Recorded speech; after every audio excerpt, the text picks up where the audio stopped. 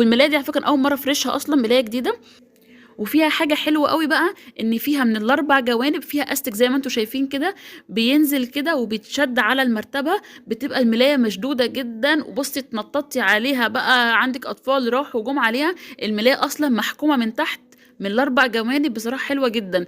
يعني لو لقيتوا الملايات دي بتتباع هاتوها تحفة.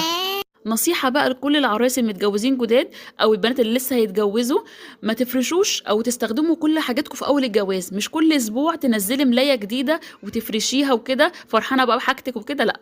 افرشي كده في الاول كام ملاية، افضلي بدلي فيهم، وفي كل عيد كل مناسبة تيجي عليكي طلعي ملاية جديدة، حسيتي نفسك كده انك اشتريتي حاجة جديدة. بصراحة بتفرق جدا.